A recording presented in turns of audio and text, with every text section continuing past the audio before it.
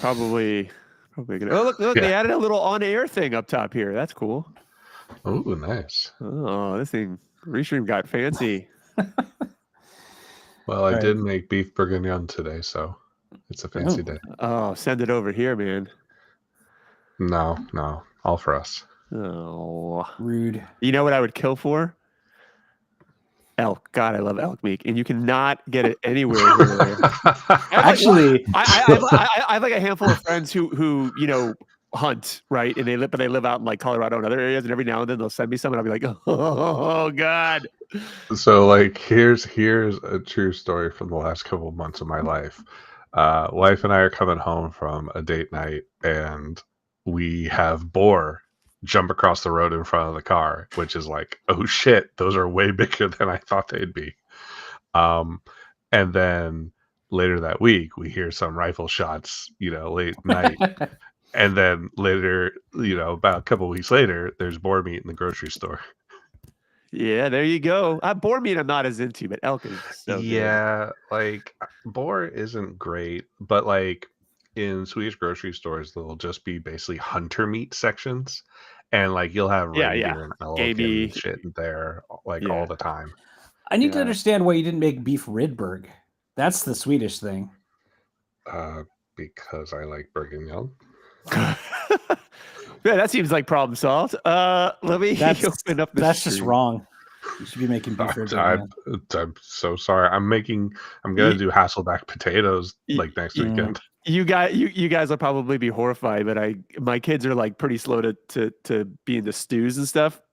And so to start them out, I just got them some sourdough bread and some dinty, which is like, eat around the campfire, that quality. And now they're like hyper addictive. So now I'm trying to get them to have actual beef or beef stew. And they're like, oh no, this doesn't taste like dog food. Yeah, exactly. Well, I mean, kids love Chef Boyardee too, even though that's trash. Yeah. So my kids have never had that. You should give them some. But that was my guilty pleasure as a kid for sure. You got to overload on as the a kid. That was stew. fucking college food for me too. Oh man.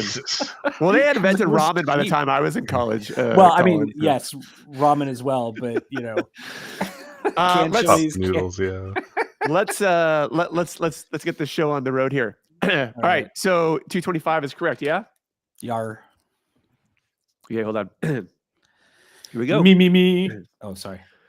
Hello and welcome to Circling the Cup, San Jose Sharks podcast, episode number 225. And I know what you're asking. Where's Misa?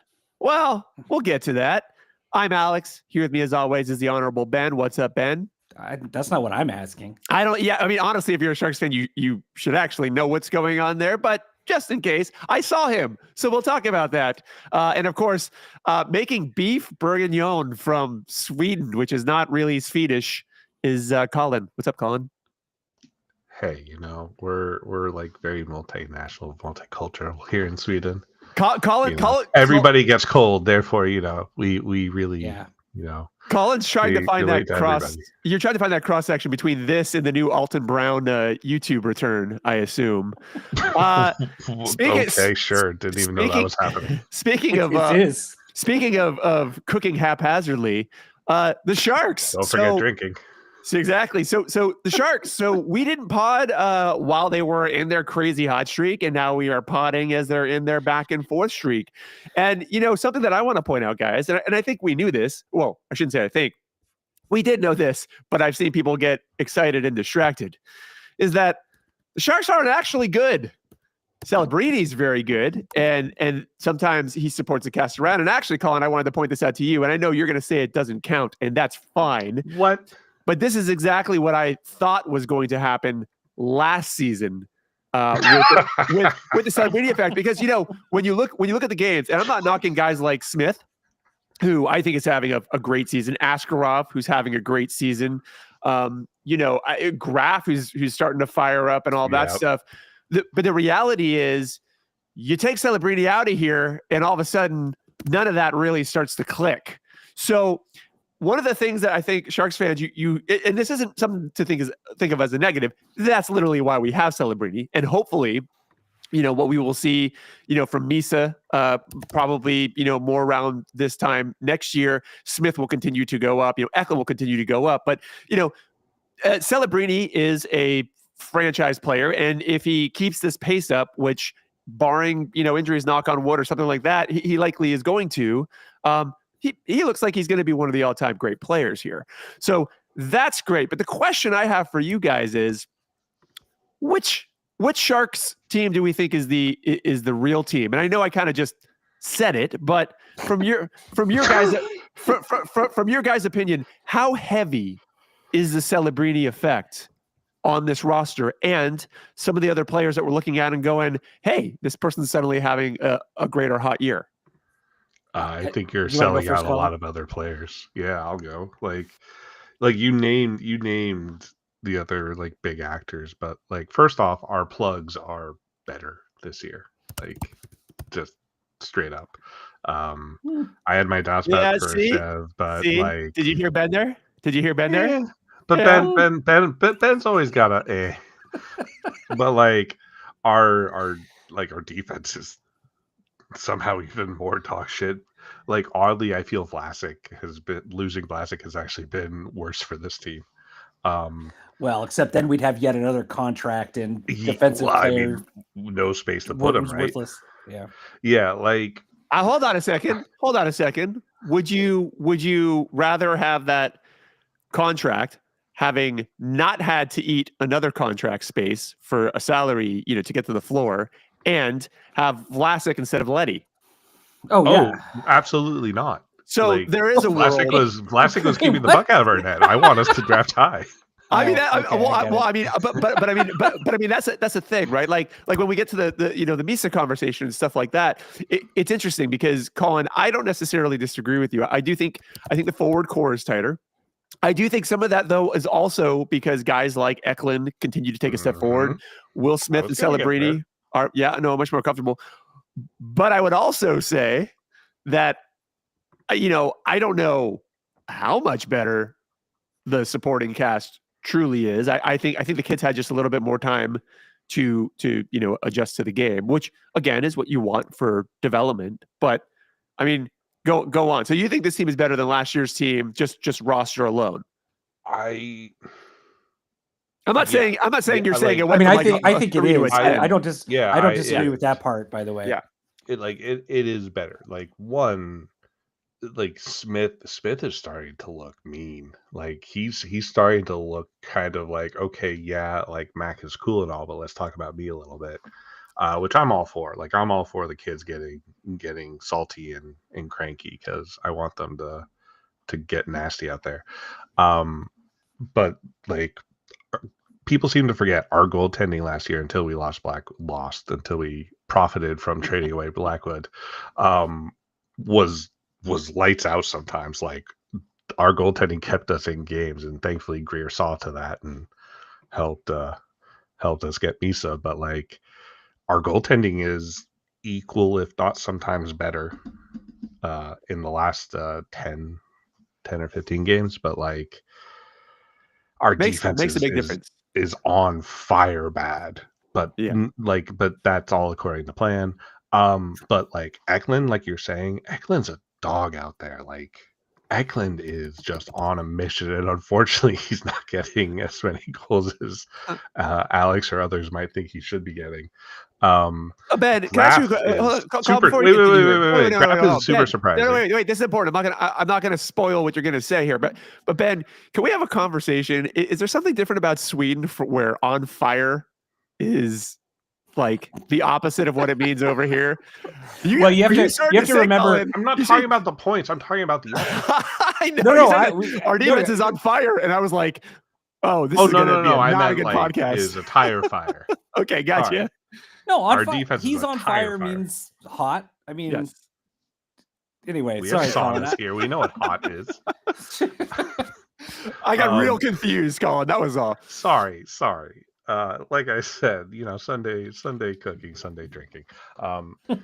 But like our young kids are stepping up. Graf, like I've said earlier, was the big surprise for me. I thought he was going to be good. I didn't know he was going to be this good.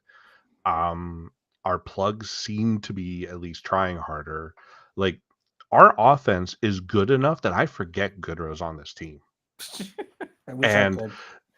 I actually don't, because I'll tell you this much. Do I love Goodrow in this phase in his career? No. But I will say this.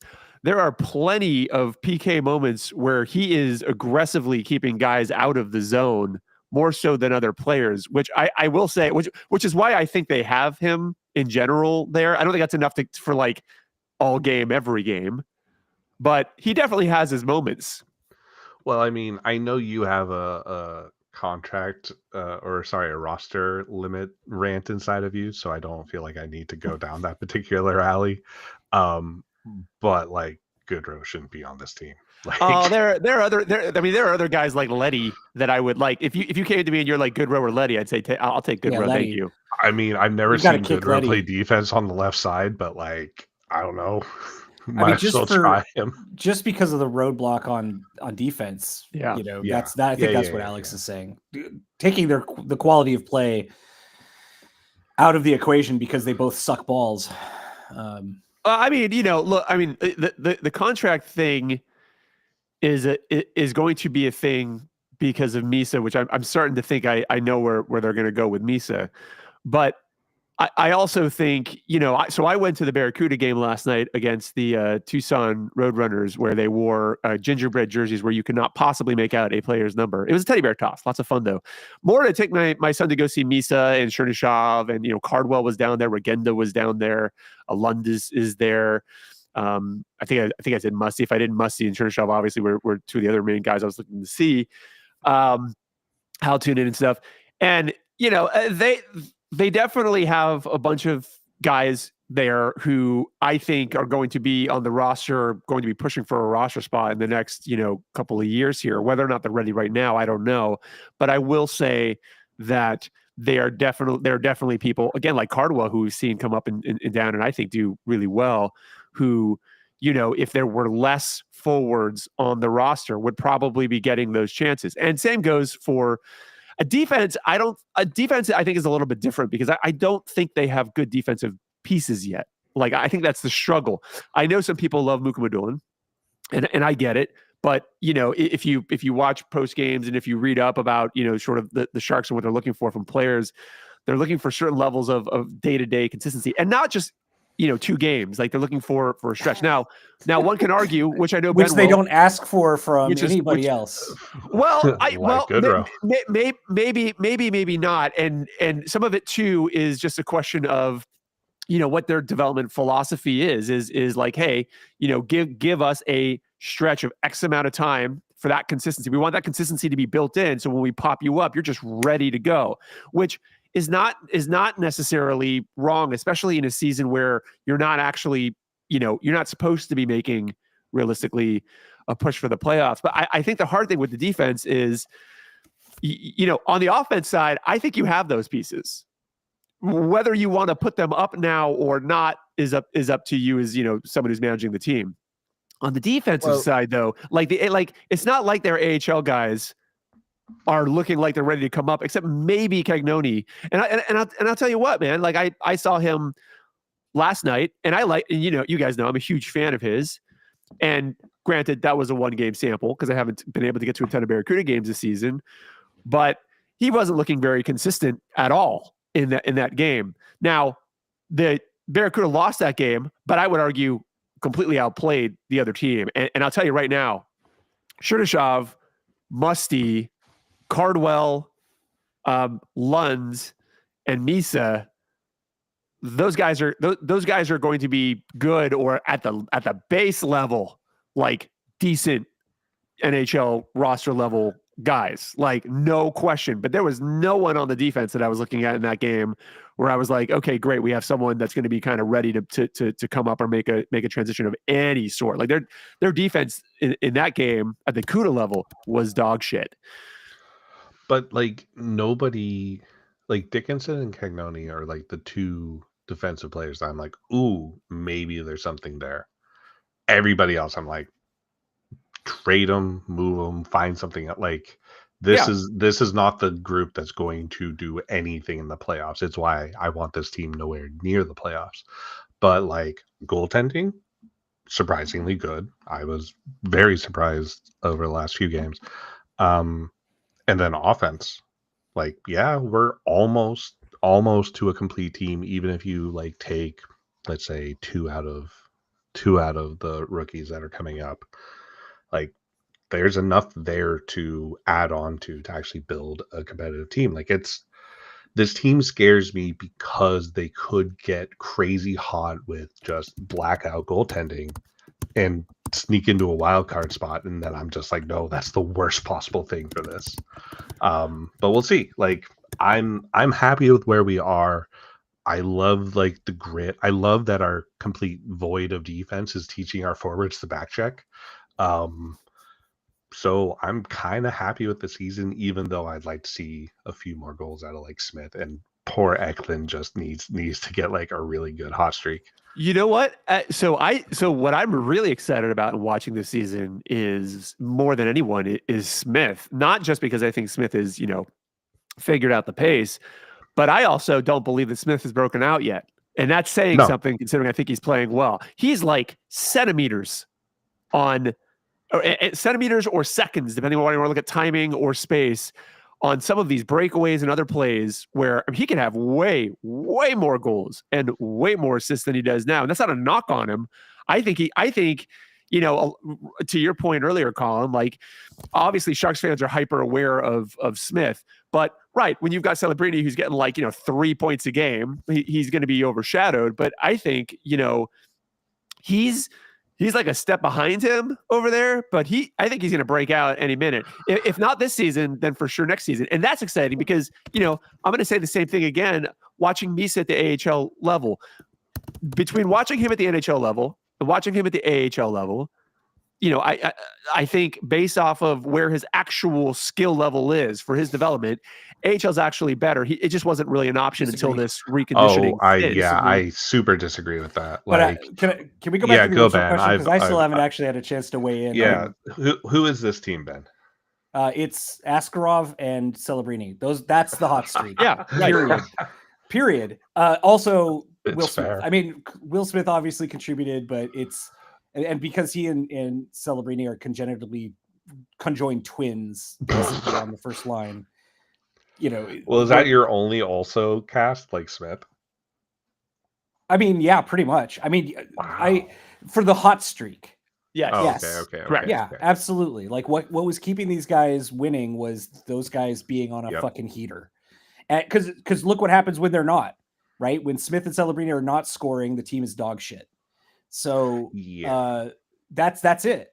They are, those three guys literally drugged this team into playoff contention. And when things got a little bit cooler, which it was bound to, because what I mean by Askarov and those guys is they're writing what's called PDO, right? Which is basically your shooting percentage plus your save percentage added together, multiplied together, but whatever. If it's above 1, you're getting fucking lucky as shit. And they were at like 1.08, something like that. So basically Askarov was playing above his head. And to be honest, I think that is his potential level. And Celebrini and Smith were hot. They were getting the bounces.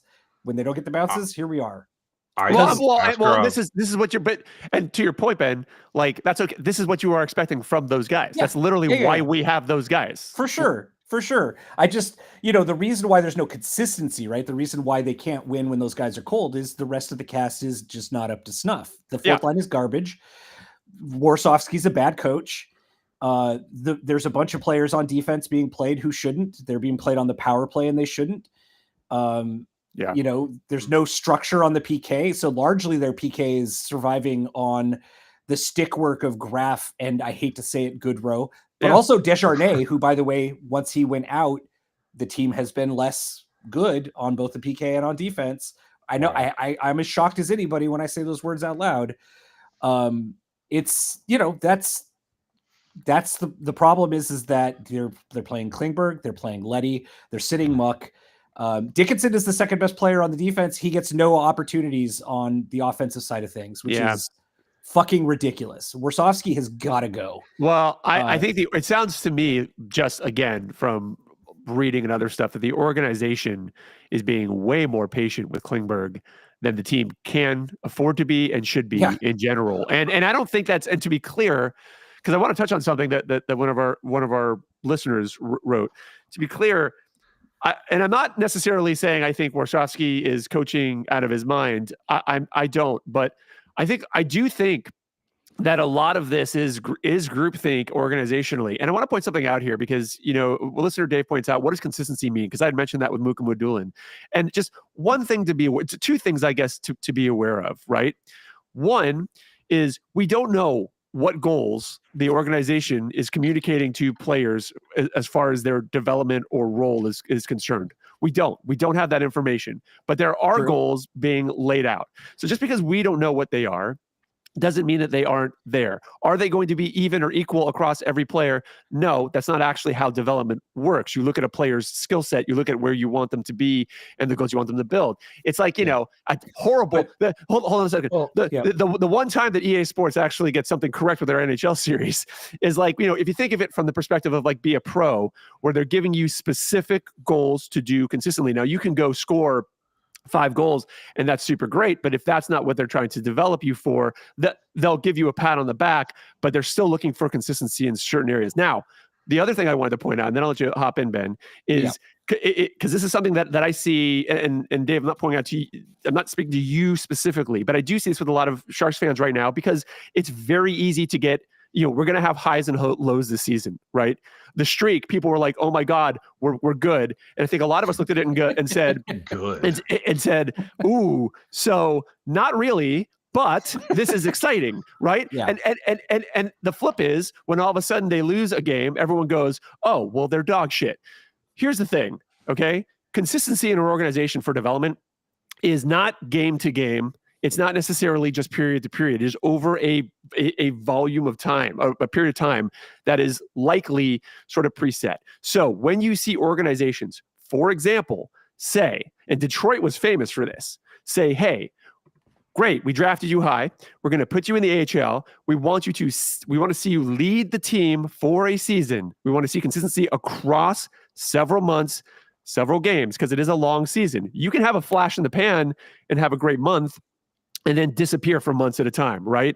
So oftentimes that is what they mean when they're saying consistency. So just because a player comes in and has a good 2 or 3 games or a bad 2 or 3 games, like that's not enough of a volume for like a development staff to say, yeah, the consistency that we were asking for is there, therefore let's go. Now, some players instinctively just have it. Like Celebrini is one of those guys where right away he had he's gotten better, obviously, from this season to even last season, but he was straight up ready to go. Like, even a muted Celebrini, the first couple of games, he was injured, but when he came in, which were like a hair slower than where he is now, he was still fully cooked. Smith was a guy who, in the role that they were trying to set for him, was not consistent. It took him a while. Then they moved him to the wing where he started to find more consistency, which is great. So I just want to point that out because when you see guys like, I'm not saying Muka Mudulin should be in and out of the lineup as much as he is at all. I think he should be in the lineup, especially over other guys like Klingberg, who, for example, is clearly not meeting the expectations that the Sharks have very publicly laid out for him. But also, I do think we need to understand that, especially with the younger players, who they are probably putting more emphasis on development than the veterans, who are not really going to develop much more anyway. They likely have set out goals for these players. They're likely asking them to meet those goals over a period of time, not just instantaneous. So just something to point out. Ben, you can hop in. So there's 2 things wrong with that then. Because Muka Mudulin's on-ice results are better than most of the other defensemen. So if you're giving him some sort of fucked up goals that he's not meeting, you're focusing on the wrong goddamn things. Because totally fair. So that's A. Yeah. And then second is the point that is sort of being made, by Dave in our chat, but also a point that I think we've all been making, which is that like there's no way that Klingberg is no, I agree, making the goals that have been laid out for him. Right? I agree. And Klingberg is an example of someone who, like, you now do have a large enough volume for what they've very publicly laid out. Like, they want this guy to lead the power play, and it's been months now, and he hasn't. That's a great example, Ben, of yank that guy. And worse than that, though, is the response for today's game isn't to pull Klingberg back off the power play. Their solution is, it must be that we should put Smith on the other power play. That'll solve all the problems. It's so like, dumb. What, they're so far up their own dumb asses within the coaching staff, and I guess maybe the larger org about like. Let me step back. I want the team to lose a lot, so maybe I shouldn't get so worked up about this. But Mukhamadulla needs to play. He's not going to get better sitting on the bench, and I agree. They are. Look, I think, and this is another comment I've heard people say, I think they just don't like Mukhamadulla. I think it's another one of those things where he's just a guy that doesn't fit. He happens to be Russian. I'm not saying anything extra about that, but he does happen to be Russian, just like Kovalenko and certain other players.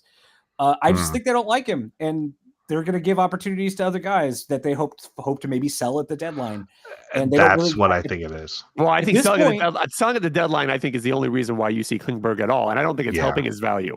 There's the problem. Exactly, Alex. Like, there's process, and then there's like hope as a strategy. Hope is not a strategy.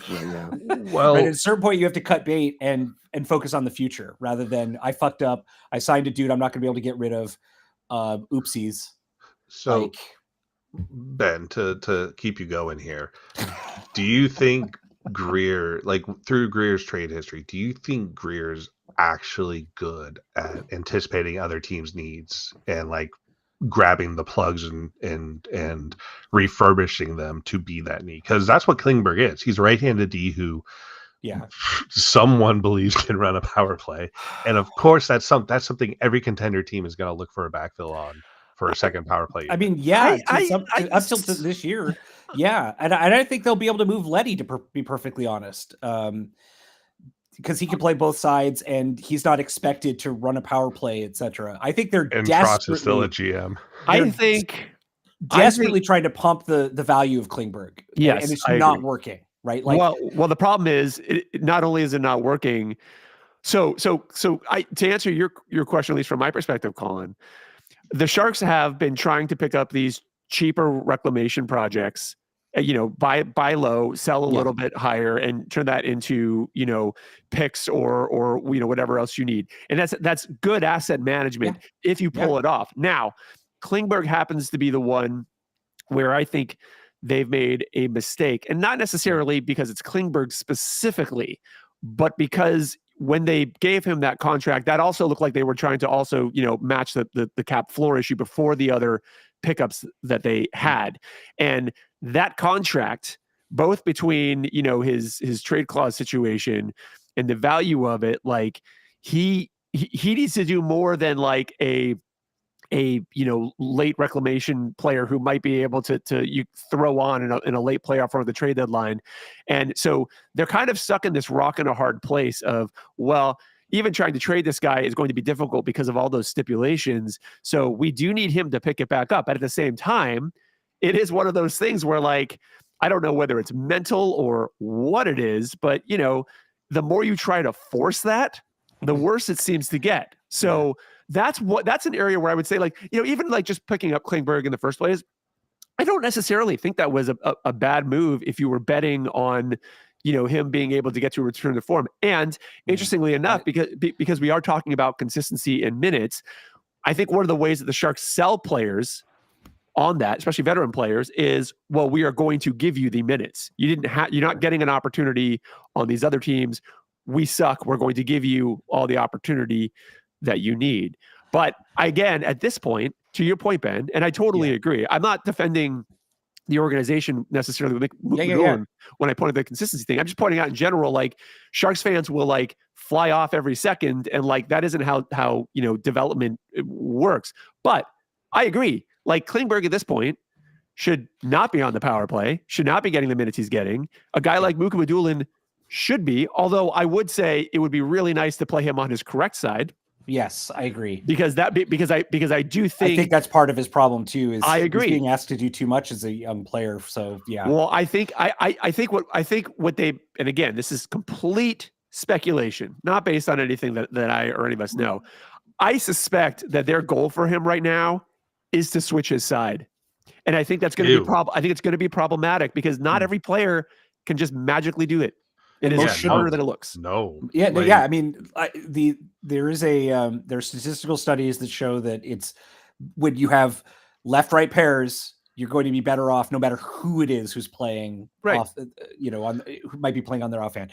I just wanted to add one more thing about the reason I think they made a big mistake with Klingberg, and you could have looked at his performance last year and seen he didn't come back from injury. He wasn't going to that he's just on the down decline. Is he's not the kind of defenseman that the bad GMs in this league are going to glom onto. Letty is, right? Because Letty has a reputation of being physical, and Klingberg is the furthest from a physical defenseman you will ever get on the ice. Yeah. And so I remain extremely worried that we're going to be stuck with him for a while. So anyway. Like the problem with Klingberg is he's not like that defensively minded veteran who can like take care of a rookie, and he's not the offensive quarterback that you want for a player like he used to be.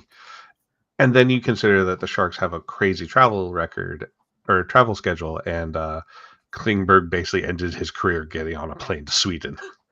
So like it's I don't understand what the pickup is supposed to be, and this is why I'm wondering, is Greer actually looking around the league and seeing what people need? Because sure, right-handed D is always wanted, but no, I think so. Right one. I think your question is and the answer to it is accurate because right-handed D is in such demand around the league. Yeah, I think it's just it was a miscalculation that Klingberg could play like an NHL player. Yeah, and that's it. I agree. Right? I agree. And that's kind of what I meant was I think it was the right idea. It just this isn't turning out to be the correct player. Like anyone would kill for a guy who could quarterback the power play on that side, like right now in the NHL. But I think to the fans' frustration, and it's one of the number one topics right now with the Sharks when you look at Sharks media in general. I think with players and some of this stuff, like there's a shit or get off the pot moment.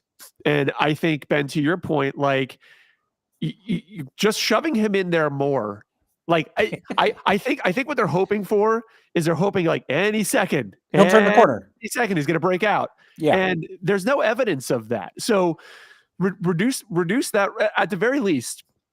Reduce that role. You don't necessarily like if you are dead set on playing him, you don't necessarily have to like put him up in the press box, but like get him out of that role and give someone else that opportunity. What's really interesting is going back and watching the Barracuda the other day, like Jack Thompson looked like of the defensemen there. Jack Thompson looked perfectly serviceable. Yeah, perfectly serviceable. He is at the NHL level too. His underlying numbers and his results on ice. He would be a better player. Would he be lights out? No, but he'd be better than Klingberg. To that larger thing of like the thing that kills me about Klingberg, the thing that kills me about them trying to do this is there was that turnover he had at the.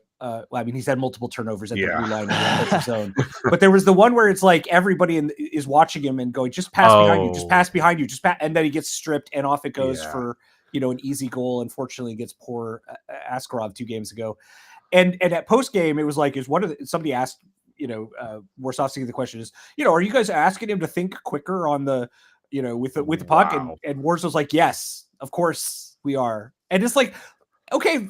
Well, then what's happening here?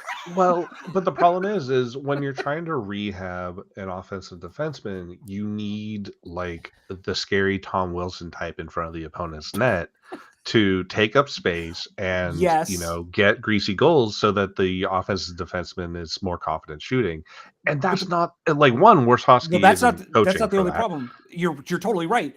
The problem is that fucking Klingberg doesn't wait for that, right? Yeah, like right. Yeah, I'm fair. totally with you. Klingberg will just launch a weak wrister from the center right into the skates of the defense. Yeah.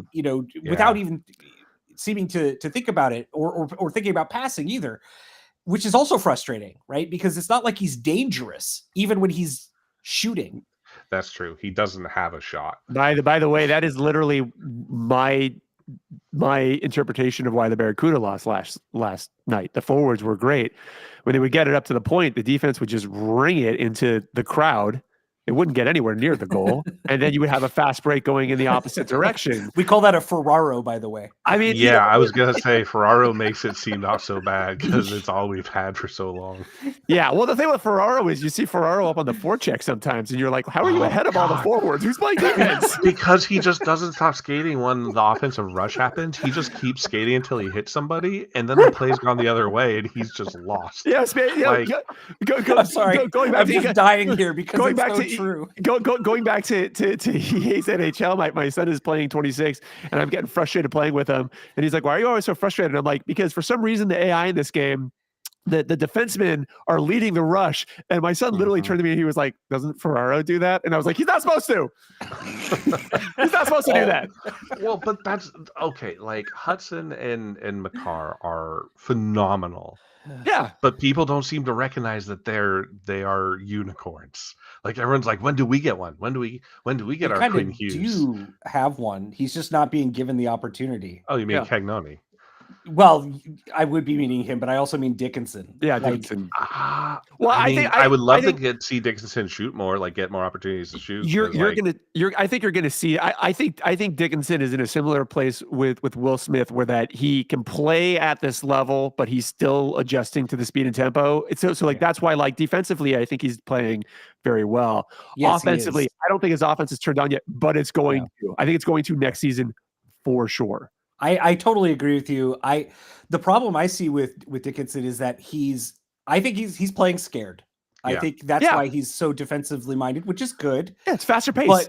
But he there was a shift with him with Iorio paired with him, and fucking Iorio set up for a shot in the middle rather than Dickinson, and I'm like, what the fuck is happening here? That's the opposite of what you want. like how big is Dickinson? He's like what 6'2"? Like he's 6'3", I think. Yeah, he's a big guy, but he plays small. Like, and that's the problem with Muck too, is both of our big young guys play small. And like I don't know. Like I think Dickinson has way better everything than Muck.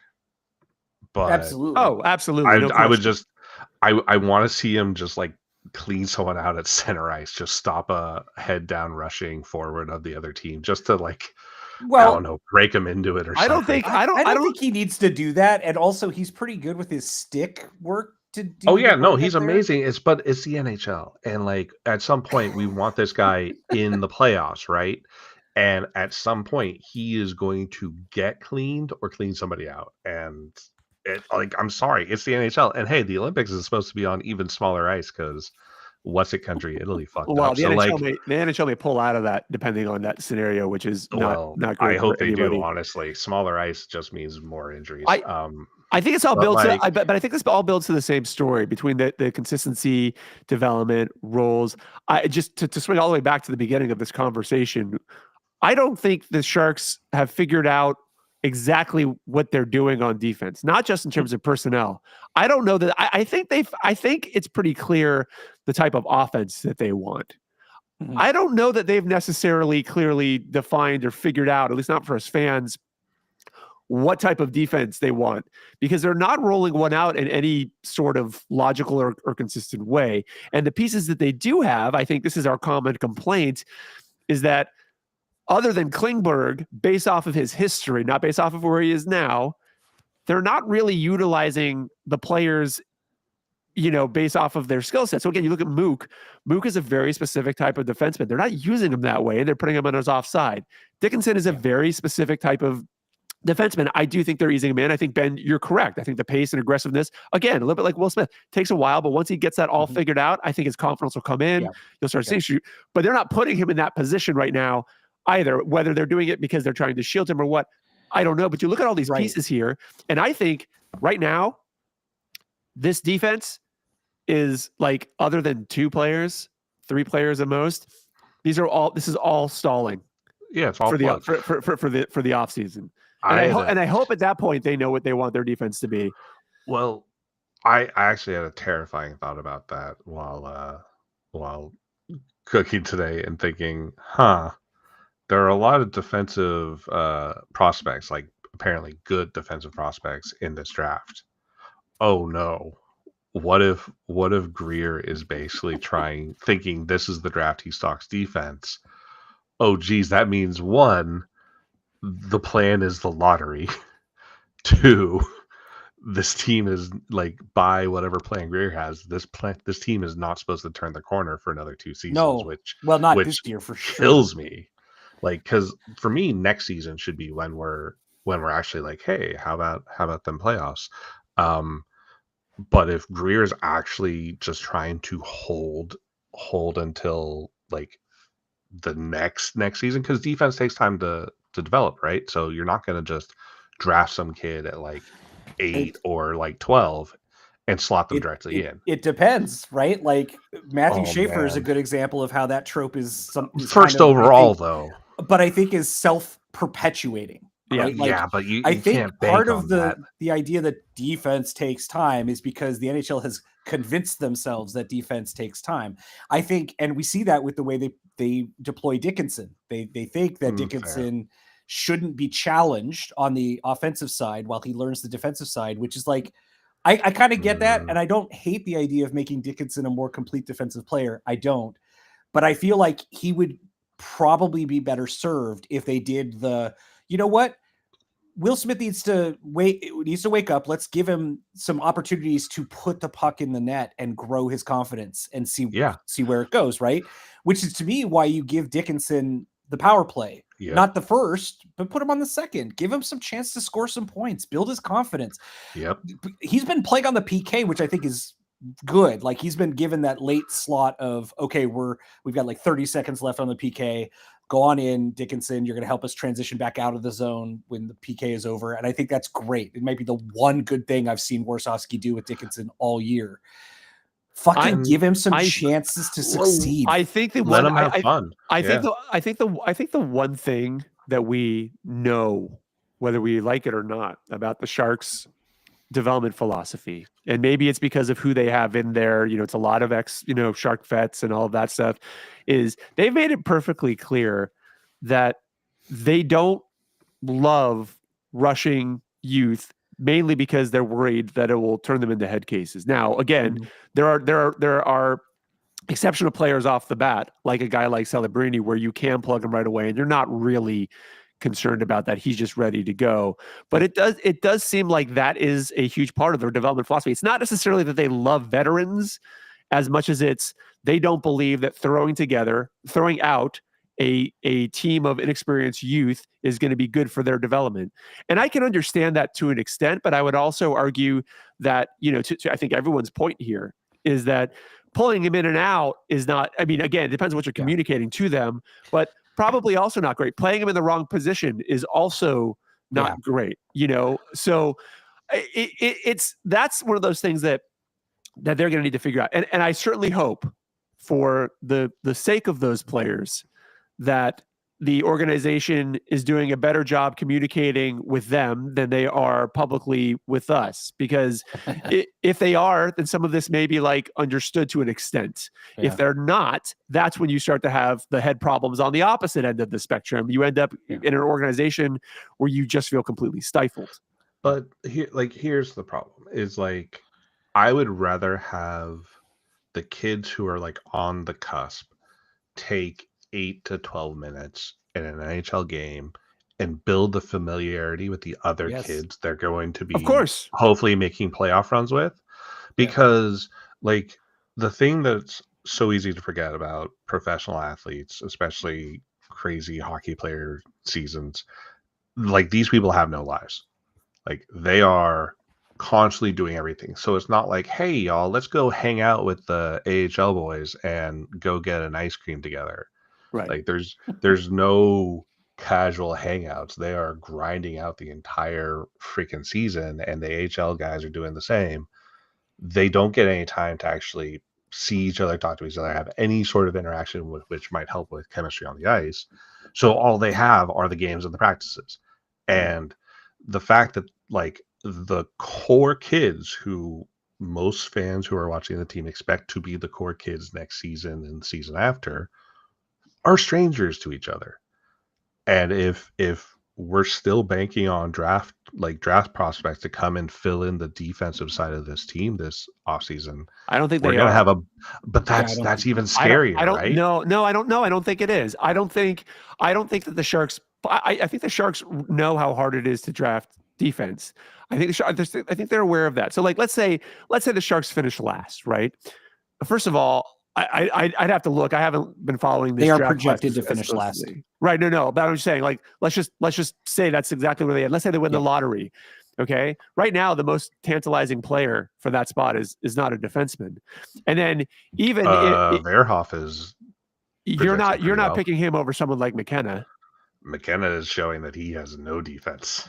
Right. Yeah. But the point I think is I know where he's going. McKenna, at least the reputation going into this year is that McKenna was a step. He's like a Celebrini compared to right. So with that spot, like again, like it's not like Schaefer last year, right? So there's that, and then you're not going to have a million picks in the top 10 where you're going to get a defenseman that's going to be ready to go quickly anyway. So I do believe that the Sharks got Dickinson. They're going to look for him to be that rock for like longer term, ideally, and then I would expect most of their offseason pickups specifically to be better than last season, but better quality defensemen. I don't think they think that they're going to win all that, en masse in the draft. So, I mean, we'll see. Because boy, is that risky though. Well, it's risky as hell, and like they'll pick one up. I'm not saying they're not going to pick one up, but you're not going to but you're not going to fix your entire defense in this draft. Neither will you necessarily, solve it at UFA, because the problem is that with the cap going up, teams are locking up the good players, right? Yes, right. So I think it's much more likely. It's much more likely the Sharks try to solve it in trade. I agree. But that's where I was going to go. I 100% agree with you. Yeah. So I would curb the. I think if an organization should never be done drafting and developing, to be clear. But I think in the Sharks' minds, they're at about where they want to be with that and the pieces that they've accumulated over the last 2 or 3 years. And this offseason, to Ben's point, will be about trades. Yeah, sure, the UFA market, which I agree with you, Ben. I think that's the one area where the Sharks' plans might have started to fall through, especially with this last season. I think that was their intent this last season. Yeah. Cap goes up, and all of a sudden, all those pieces that should have been available are no longer available. But I do believe that is a strategy, and they've just delayed it a year. Whether it pans out, I don't know. But it is a lot easier. It is a lot easier to fill those forward coffers in the draft than it is to fill the defensive, and that's always been a challenge for the Sharks. And the thing that kills me, and I know Ben hates hearing me say this, but like, farewell, Eklund. Like, who else do we have that can bring a top tier defenseman, especially a right-hander? Well, that we could stand to give up. I'm not that worried about that. I think a huge part of his contract is because he'll get a much, much bigger payday on a shorter contract than he would have if he had done a longer contract here, because he's clearly got the skill. Like he's going to get. He's going to get paid somewhere. I don't think they move Eklund. I think that you're looking at some combination of Musty, Chernyshov, would be the guys who would go out for a defensive prospect. I don't. Eklund would go if they're trying to like land fucking Matthew Schaefer, and they're not going to land Matthew Schaefer in trade. You don't. I don't read too far into his contract decision at all, because the NHL's already talked about where the cap is going. So a player like him, and I don't see anything that indicates that he's super unhappy either. Yeah. And I think, if you're on this roster right now and you're younger and you see guys like Celebrini and Smith around you, and it's pretty clear what the organization's trying to do, like this is an upswing organization with a lot of upside. So I don't know that he's necessarily racing to get out of this, and they're giving him great opportunities too. Colin's just trolling us. No. I'm not saying Eichmann wants out. I'm saying like, okay, let's play in quasi reality for a moment. Quinn Hughes is looking for a new color. Like, yeah, but he's looking to play with his brother specifically, which he's been talking about forever. Sure. But like, maybe he makes a stopover. Maybe he tells his brothers how great it is out in California. All right, we're in fantasy land now. Oh man. But I mean, first off, who is? Oh my God! If the Devils send Meyer to Vancouver, I'm going to laugh. That would be pretty good. Actually, that would be so tragic. I think the Sharks, despite where the Sharks are at this second in time, I'm still excited. These games are fun. Watching the Celebrini effect is great. Watching guys, continue to develop is great. Askarov, out there obviously as well. Yeah. And I think, Sharks fans, don't get distracted on either side here. This team is set up fairly well right now. It's going to add to it, which is good. It does still have things it needs to work out, and obviously it needs to work those out to go all the way to where they want to be. But can't go game to game, can't go minute to minute here. The Sharks are going to get streaky with Celebrini, getting hot, Askarov getting hot, period. Smith and others can turn it on, yes, but those two specifically. And they're going to get cold because realistically, the team is being propped up by those players hitting those hot streaks. It is not a complete team right now, not even close to a complete team. And in the NHL, not just to win the Stanley Cup, but in general, if you want to be good, got to have 3.5 to 4 complete lines front to back. And the Sharks they don't have that. And I don't think they're delusional in thinking they have that. Oh no, they love their fourth line. No, I don't think they think their fourth line is amazing, though, is what I'm saying. Well, I don't know. State media sure is pumping their tires as much as they can. They have to go for every possible puff angle they can. Yeah, right? Of course. Yeah. Games. So we had a couple of games here. We had a good game followed by a bad game, followed by a hot game. So that good game was the San Jose Sharks against the Utah Mammoth. And the Sharks win this 6-3. It's kind of a fun week, and I think I know who one of the stars is going to be this week, although it was interesting seeing him down earlier. But basically, Tyler Toffoli scores a goal. Woo! We've been waiting for that to happen. Regenda comes up and says, I'll have one, thank you. Then Tyler Toffoli scores another goal. He's like, y'all were talking shit about me. How about a hat trick? Didn't get one, but he was sniffing it. And another guy who was also sniffing the hat trick was Will Smith, who got 2. And of course, sandwiched in there was Adam Gaudette, who's becoming, quite a nice pickup. So Sharks win this game 6-3. Also, I want to point out that Askarov had a great game in this, despite obviously letting in 3. He continues to be a guy. It's, Askarov's interesting in that it is so painfully obvious how to scout him. He is so good and so fast low. He's still working on his glove side high. And yet teams seem intent on shooting it directly into his leg pads or try to hit the 5-hole or those low corners. So I'm hoping no one actually reads those scouting reports, but tell you what, he's awesome. And not only that, he's a ton of fun. His personality is great. The post-game interviews they do with him are absolutely hilarious. He's the type of guy I would want to have a beer with for sure. Yeah, he's a good seed, that kid. Yeah, which is funny because Nashville was trying to put out the whole like, nah, he's a bad seed. Yeah, I know. Because he's goofy. I mean, but let's look at Nashville right now and consider what we think. Yeah, true.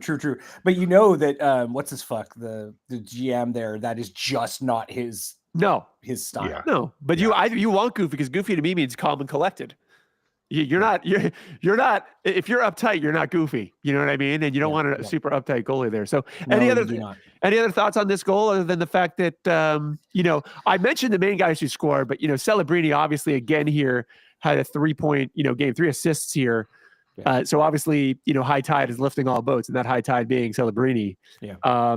But thoughts on this? I mean, Utah is better. Arizona moves and is still this team that doesn't really get the credit and attention they deserve. So like they're not a bad team, and they could even maybe do some damage in the playoffs, but like it's always nice to kick the hell out of a team that's not trash. So yay. And Regenda or Regenda or however you're supposed to say his name. They've been pronouncing it Regenda on on the broadcast. I always get the opposing broadcast. Anyways, surprise, like another kid who can actually do his job mostly. Like every time a kid comes up and does well, I just start ranting about contract limits like Alex, and it's so frustrating. Like it's so annoying to have zero flexibility in this roster. Oh, it was so funny seeing him yesterday on the CUDA because I totally missed them popping him back down. So I was like, what the?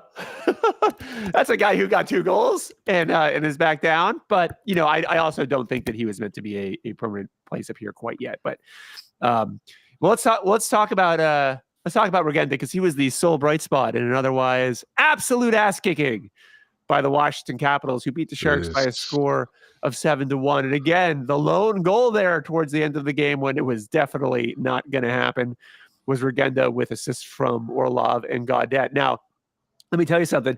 There was a period early on in that game where the Sharks looked like, hey, okay. And then that fell apart real fast. And it was like 4-0 in the first. And I was like, all right, I'm going to watch this second period just to see if they bounce back a little bit. But, narrator voice, high and low. They did not bounce back. Yeah, they did not. They shattered. Like, I hate the last time I liked the Capitals was when Adam Oates was on the team. I can't stand this team. I hate losing to them, even if we aren't supposed to be winning those games. I have nothing against them whatsoever. This is one of those teams where if they're in there and I got to pick an Eastern team, they're often there. For a long time, they were kind of like the Sharks of the East.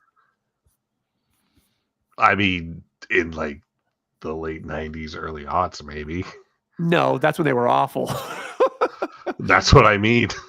Oh, sorry. I kind of ignore the last 5 or 6 years of Sharks history when I make that comment, Colin.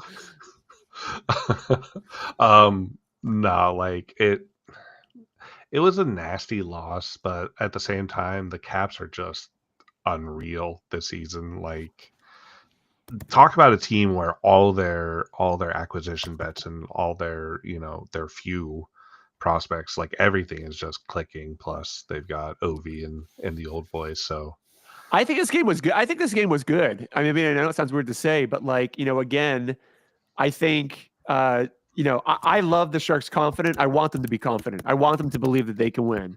I do think they've been a little high on their own supply here. And when you come across a team who is very good and playing very good, like again, I think, or at the very least for fans, I think, again, if you think because the Sharks are hovering around the wild card spot, that means that this team is ready to go. I think a game like this serves as a real wake-up call in terms of look, there are teams that are on a completely different level. Now, we may beat those teams every now and then, right? That's just how it works. But again, going back to consistency, like the Avalanche is going to beat us most of the time. That is a much more complete team. The Capitals are kind of in the same situation there. So, it's again for fans, like, look, this is exciting, but the Sharks are not this level. Not yet. Well, can I ask you a question about the AHL game yesterday? Yeah. What do you think of Bjugstad? Didn't notice him at all. Yeah. Interesting. I wouldn't. And I got to be honest, because I know it sounds like, because I brought this up a couple of times. Now, to be fair, I wasn't looking for him, but until you brought that up, I completely forgotten he was out there. So the guys who which is interesting because he's fourth on the team in points. Right? I know he's 17 points in 20 games, and I can only think that it's Chernyshov and Musty that are dragging his ass to that point. So Musty took some hard knocks and at one point looked injured. But then came back out. Musty to me looked like Musty and Chernyshov immediately look like guys who were really good. I think the time that they've been having in the AHL, I do think for those two players, I do think it has been advantageous for them. Yeah. And I think those guys are probably going to come up in the next year or so and be pretty serviceable to good. Misa, I will say, my 2 cents on Misa from the beginning of the season, based off of watching him live in camp, watching him live in the preseason, was that he was going to need to have an adjustment, which again is normal for players, but that, based off of how he played in the preseason and in camp, that different circumstances probably would have had him starting in the AHL. His contracts, his situation with the CHL doesn't really allow that. And I'm fine with him getting the Smith treatment up. Don't get me wrong. But I'll tell you what, at the AHL level, you could really see his confidence there, like very heavily. And he was an absolute setup machine. They weren't always crisp passes, but you could see where he was going with them. And, those will come in time. And he was far and away the most noticeable. I'll give you my top 3 just straight up. Far and away were Misa at the top. I thought Musty was more noticeable to me than Chernyshov. Chernyshov's size obviously made him stick out. And they were both those two guys were very close. Cardwell, I don't understand why Cardwell doesn't have a more permanent spot up in the NHL. Regenda wasn't really doing it. It didn't look bad. Like guys like Haltunen, like none of the forwards. There were very few forwards that I thought I wouldn't go tomorrow and go, yeah, I could bring you up for a couple of games, which I think is really encouraging for the Sharks. Defense wise, the only guy that I saw two guys, Thompson, I thought looked Thompson-y, I guess I'll say, which to me is like, he seems fine. I don't understand how the team views him or what they want out of him, but he seemed pretty steady. And then Cagnoni wasn't QBing as effectively as I've seen him QB both at the NHL and AHL level in the past, but it's a 1 game sample. So, whatever. But guys like Bjugstad, like maybe it was just me, maybe ask someone else, but I didn't, what wasn't the name that kept popping up every 5 seconds. I will say this, and I think we already knew this. Misa's IQ, like he's not necessarily completing all the passes quite yet, but his IQ's through the roof. Like the kid is going to be, when he adjusts, I'm not worried about him overall. I think he's got the exact same situation that Smith has, which is he just needs to catch up to the speed and the aggressiveness of the game. Learn what he is and isn't going to be able to get away with, but still keep that fun creativity like Smith has done, which is actually one of the things that I really appreciate about guys like Smith and Celebrini is I think they've adjusted to the NHL game, but they haven't lost that I don't know any better creativity, which makes them so fun to watch. And I think Misa is going to be another one of those players. So I'm very excited to see him come up. I do think what they're going to do is, they're gaming the system a little bit here. They're going to ride him through this AHL stint, probably into World Juniors. And then, I'm not really sure. Hopefully by that point, they will have made a trade and freed up space for him on the roster because he's almost at his game maximum. But Ben, just to say, that's not to say that he was bad. I was just curious. I didn't notice him. Because nobody's talking about him, and yet he's quietly tied with Cagnoni for points at the AHL level. And hoping maybe he's gonna work out as a lower line center. Certainly, he's better than Ostapchuk, though that guy keeps getting opportunities. But that guy's our third line center of the future. Though. You're just not living in the future yet. Yeah, I wouldn't be shocked to see Bjugstad traded, to be honest. But I don't know. Every time I've seen him in person over the last couple of seasons, I've been thoroughly underwhelmed. But then I look at his, this season, I look at the stats and I go, okay, I'm clearly not seeing something. Now I haven't been as many Barracuda games this season. I've only been to one or two this year. So I'm not watching him as closely. And he obviously wasn't who I was. I was looking for Musty and Chernyshov and Misa. That's why I went. And a teddy bear toss, which was great. Did you toss a teddy bear? No, because we made such a late decision to go. My son was so upset because he was like, "Are we have our teddy bears?" And I'm like, "We decided to go to this game 40 minutes before puck drops. We do not have time to go buy a teddy bear." Sorry, guy. But it was a lot of fun. Those jerseys though were god awful. Look them up. They're these gingerbread jerseys. Couldn't even see the numbers half the time. It was very confusing. We do have one more game here. Sharks lose to the Dallas Stars by a score of Another 4-1 this season. Your only goal coming from Colin Graff. Colin Graff is a player who I personally love. I don't think he's, he doesn't get the stats necessarily or the goals that you would hope he would. But again, he's another one of those players where it feels like, yeah, he's just hovering around that breakout. I love his speed. I love his aggressiveness. I like his creativity. He's cool. He's smart as fuck. Yeah. His stick work is superior. Yeah, like, he's super smart. Lord. He's tough. I swear he looks like Mark Stone in the neutral zone when he strips people. It's weird. Yeah. I love it. Defensively, I that assessment I think is very good. That he's Mark Stone-ish in terms of his ability to use his stick. If he were to somehow learn how to shoot, maybe he could be Mark Stone as a whole. But well, I mean that's the thing with a player like Graff, which can be a little bit maddening. Is you look at him and you go, oh, you have all the tools. You have all the tools. The puck's just not. She's not going. That's just something about it, some tweak or something. It's just not going in. If it does, then he would steal the century. Because you have to remember, like other teams wanted him. We gave him the promise of playing time. He had connections to Greer. That's why he's here. I do have mild concern going back to the Beastet thing that Graff is one of those players that if the Sharks are trying to pull in a defenseman, that he's one of those guys that's probably in their mind expendable and going to be included in a deal like that. But I hope not, because I really enjoy him. I don't know if Graff has that value. Like I think teams that have like actual top pairing defensive talent always overvalue that talent and like are always going to ask the sun and the moon from you. Yeah, but you got to go back to when they picked him up. He was one of those players who was actually in demand with a bunch of teams. Like, but he isn't putting the points up. But he isn't putting points up. Like everything I love about Graff is the stuff that makes a like third line winger an absolute godsend in the playoffs. I think you have to be careful with that assessment because I think a lot of GMs are probably looking at the Sharks. I mean, I don't know this season because it's a little bit of a weird one with the Celebrini effect, but I don't necessarily think a player that is previously sought after going to the Sharks or not putting up points is as big a ding against them because the Sharks team hasn't been particularly strong.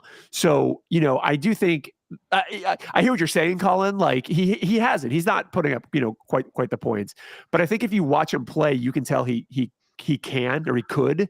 And I think you could also look at the Sharks roster and go, well, he got an assist from Nicoletti. Like if that's a defenseman who's helping start that rush, like he's going to be at a disadvantage. So I don't know that that has hurt his appeal as much as you may be thinking.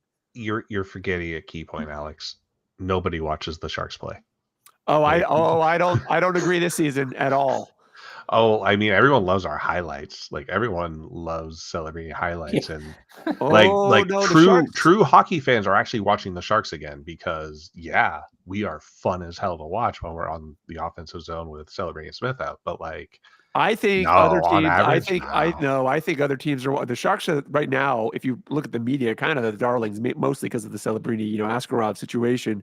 But I think if you are a general manager and you are not watching the Sharks, you're an idiot because the Sharks have overstocked their coffers with prospects, and they're going to need to not only fix that for the contract situation, but glaringly where their weaknesses are, and you're likely whoever's going to be trading with them for a defenseman. To Ben's earlier point, they're already looking at stuff now to get that stuff worked out, and I guarantee you they are looking at guys like Graff and some of the other guys that they know because they're not going to get Celebrini or Smith, and there's nothing else there. So guys like Chernyshov, Musty, Graff, maybe Cagnoni, I don't know, but those guys are all very likely very much on other people's radars. I'm telling you, Eklund. I'm saying. I'm sure teams will inquire about Eklund. I'll put him there too, but I wouldn't say they're not watching him. The Sharks right now are going to have to be giving up some stuff to get what they want. Yeah, everybody always does. Okay, as long as we're not trading with like Zito or like any genuinely good GM, I'll probably be happy with the result. But like you're saying, oh, the GMs would have to be idiots. Well, there's always a dumber GM, right? So yeah, I'm not saying that. 3 stars. 3 stars of the week, guys. Who wants to go first on this? There's 1 star that's probably pretty obvious. At least one that's obvious. Does that mean you want to go, Colin, or no? Yeah, I guess I'll go. Okay. I mean, Regenda There you go. gets my third just because I mean like I said, every time a kid comes up and does well, I get excited about it. Especially if it's, you know, greasy goals in front of the net, because that's what we need. And he seems to be like, all right, if that's the only space available to me now, I'll go in front and get messy with the goalie. So, you know, I wish he stayed up, but oh well. Second star, I'm gonna be super bland and generic and give it to Smith, because even though he's not burying goals, and it kills me to hear commentary like, oh, once he starts scoring those breakaways, he's gonna be real dangerous. It's like, oh no, don't say that. Like, sorry, I said that earlier. Yeah, and like, wait, are we talking about Smith? Yeah, Smith. The guy who's nearly a point per game player. He's 2 points off that pace right now. At the age of 19, we're saying he's awesome. He hasn't emerged yet. Is that what? No. We're saying he still has another gear that he's on the cusp of hitting. Yeah. And I mean, but the thing that is so weird, and I didn't really watch this, or I didn't notice this until I specifically was watching both Smith and Celebrini. The kids are way tougher than they seem. Like Smith, especially. Like he doesn't really emote much when he's on the ice. He just sort of does that like mean mug that he just he does the bench. I think what you're talking about, Colin, because one of my buddies texted me when Graf scored. He was like, "Is this kid 12?" and like Smith, when you see Smith celebrate, like, because Smith and Celebrini are always like laughing on the bench and talking to each other. When you see them, you see guys like Graf, like those guys legitimately look their age. Well, yeah, but like just Smith, when he's on the ice, he just looks like he's trying to mean mug it, and like it's weird, but at the same time, he's going into board battles, he's getting into scraps in front of the net, he is throwing those extra hits and those cheeky cross checks. Like Smith is getting into the dirt. It's hard to see because camera work in the NHL is terrible. But they're getting into it. Like they're not afraid anymore. I'm not worried about Smith in playoff hockey any more than I'd be for any like rookie, which is nice because last season. Honestly, I think he has benefited a lot from me like watching Celebrini, you know, play and try and fight for pucks and what have you, and been like, I could do that too. I honestly think that, you know, they're competitors. Their platonic relationship is very competitive, not just friendly. Yeah, can't wait for the Netflix series. Yeah, hopefully with fewer shower scenes. First star. No. It's gotta be Celebrini. It has to be. It's funny to watch teams actually like get hypnotized by him the way like Jumbo used to do, where it's like Celebrity's got the puck. Oh, defense needs to shift over, and you just see them all get sucked in, and then good stuff for the Sharks happens. Yeah. And Celebrini, like I say, getting into the dirty stuff. But of course, Celebrini does it in the cerebral way, where he sees like where the player's weight is off, and he'll go and poke them there and strip them. Smith just runs into them and tries to do the same without the mechanics behind it. But yeah, like long live Celebrini, give him the C already. Yeah, I'm gonna cheat on mine a little bit, but it's not super dissimilar from yours. For my third star, I'm gonna give it to a weird cross section of Graf and Askarov. I think Askarov in that first period in Washington, I don't really feel like that was him that cost Sharks the game. I think he made a lot of great saves, and I think that defense was just not helping him out at all. And Graf, I think, has been exciting in these games, even if he isn't necessarily getting on the board. My second star, I'm just going to start pairing them together, Colin, to be honest, because I agree. Like Smith's up there, and you can't not put Celebrini there. And Milk and cookies. And those guys it's like a buddy cop movie. So I'm going to give them 2 joint second stars. And then my first star, I'm going to give to Regenda, who just came in out of nowhere, gets a goal, and is like, 2 games that he's up for the Sharks. Like that's not it could be situational, but like that's not a small thing, and that it's probably felt great for him, and it's great to see. Like you want to see your youth come in and be able to immediately make an impact. So, obviously he wasn't coming up for a permanent spot. Yeah, right. He's not that young. He's 26. What is he? 26. He's older than Oh, Delandria. that's right. All right. For some reason, I thought he was 24. But I thought he was younger too. Nice. Listen, still nice for him to get that star. He got 2 goals in 2 games. I don't disagree. You go, Ben.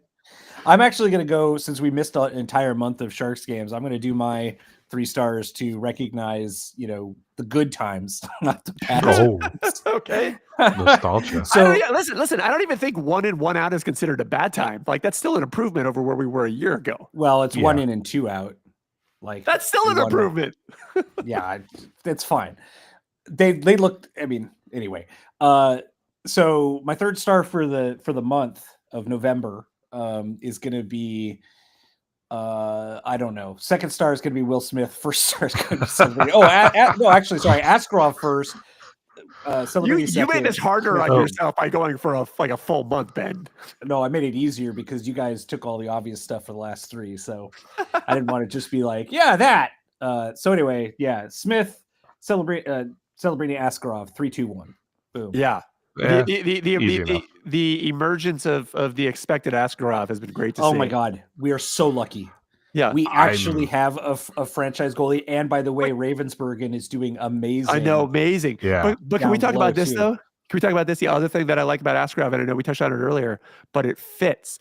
It fits with Smith and Celebrini, who are goofballs. Yep. You have 3 young superstar goofballs, and I'll tell you what, the biggest difference to me, seemingly, between last season and this season feels like it's the locker room. It feels like the tone and the mood in there in general. Reese has surprisingly added to that as well, regardless of whether or not you like his general play. Like the tone now, like my wife looks at me when we watch these games and she goes, "Fun must be always," which is hurts. Ouch. Hurts because of Hurdle's not here and how that went down. But from a mindset, this is now like a team of that, which is awesome. It's so much fun to watch these guys joke around, be goofy. When they do their post-game star things on the mic in the arena, they're like, they know how to play the crowd. It's an exciting time to be a Sharks fan. Well, yeah. Oh, shit. I just realized, actually, we should have given a star to Sharky and his fist bumps, because that's why we won the Utah game. I mean, fuck sure, Sergachev. I love the slow 1 leg up like a dog peeing high five that Askarov gives Sharky after the end of every game. It's a very specific move that the 2 of them do together, and it's great. Do you know it's going to be scary? Like scary, awesome for us, but fucking nightmare fuel for every other team. Is the moment we get a defensive pair that actually can work with Askarov, because it's coming. We're going to just see that 1 like kick rebound that turns into a breakaway and Askarov getting a 2nd assist. Like it's so close. It's coming, Colin. I mean, I don't think anyone in the league right now doubts that the Sharks are officially on their way up. They just got to get the rest of those pieces in. That doesn't necessarily mean they won a cup, although I have very high confidence that this team is going to eventually get there. But, they are definitely a team. That's why they're the talk of the league right now. They are on the upswing. They've got a lot of great pieces either ready right now or fermenting. The California Gauntlet being back in effect, I hate how much I'm happy for it. Like, I hate how much I'm like, yeah, come to California, get some losses. Yeah, I don't necessarily love everyone in the division's pretty. Well, let's talk about this for 1 second, because LA's not going to last. Don't worry. Yeah, I agree. LA's not going to last. So where are the Sharks as of today. Well, it changes constantly because of where the Pacific is, and I'll get that to in a minute. But in the overall Western Conference, they're sitting at 11. In the division, the Sharks are in 5th. However, that division's not separated by a lot of points. So you do have the Ducks up at the top at 35, and then Vegas at 34, and then it's LA at 33, and then Edmonton 31, Sharks 29. So really and right below them is the Kraken at 28, 26, 25. So really like any of these teams go on a win or losing streak, and the standings tend to shuffle fairly heavily outside of maybe that Anaheim spot. So the Sharks are in and out of a wild card spot. Do I think they're going to end up in a wild card spot by the end of the season? No. But if they time their streak right, who knows? Do I think they'll do anything in the playoffs when they get there? No. Right, exactly. And do I think that's what? Do I think a playoff berth would be the best thing for the team this season? No, absolutely not. I will say no, but with one caveat. If they are just one spot outside of that, then they haven't done themselves any favors, likely with the draft pick either. So pick a lane is I guess what I would say. Fire sale at the deadline. The worst thing you can be, Colin, is that team that is like right in the middle of sucking, but not being so bad that you get a good draft pick or good enough to make the playoffs and at least get your players a taste. No. Come on. We're hockey fans. The worst team is the Buffalo Sabres. Well, yes. In all fairness, especially now that the Arizona Coyotes have moved. They're not the worst, honestly. The Predators are the ones that Predators are really bad this year. Yeah, but the Predators are still in Nashville, so I mean they can at least go out and have fun. Listen, the Sabres aren't doing much better than they've been, and they've had decades of it. I know. That concludes this week's podcast. Now you can subscribe to us on the Apple Podcast app, and you can rate us. You can rate us probably on the Android one, but folks, I don't know where to do that. So you just go ahead and check it out on Spotify. Check us out on the web at circlingthecup.com. You can check us out on Facebook, which I did find the login for. That is, whatever. Just look up Circling the Cup. You can check Ben out on the tweets, the various Twitter-ish platforms, Ben. What is it? At Circling the Cup. And then I forget what the other one is. Cup, I don't really post enough on Blue Sky, so don't worry about that. Yeah, don't worry about that. And then we have a Discord channel if you want to join. Hit Ben up on that channel, and we'll throw you in there. We get some fun game watching going on. But otherwise, I will say this: Teddy Bear Toss. If you're ever near Teddy Bear Toss, just go. It's so worth it. It's so much fun. Watching the players watching a team get scored on. Actually, my highlight of the week was watching the Barracuda score the first goal and watching the good-spirited Tucson Roadrunners have to stay on the ice for like 20 minutes while teddy bears rain down and have to help clean up the teddy bears. That's got to sting a little bit, even though you know it's for a good cause. Anyway, guys, that's this week's podcast. Say bye-bye. Okay. Colin? He's in a beef bourguignon whatever coma now. So no, I made some really good mashed potatoes too. Bye-bye. All right, that was fun, guys. Right. I gotta go. I gotta run.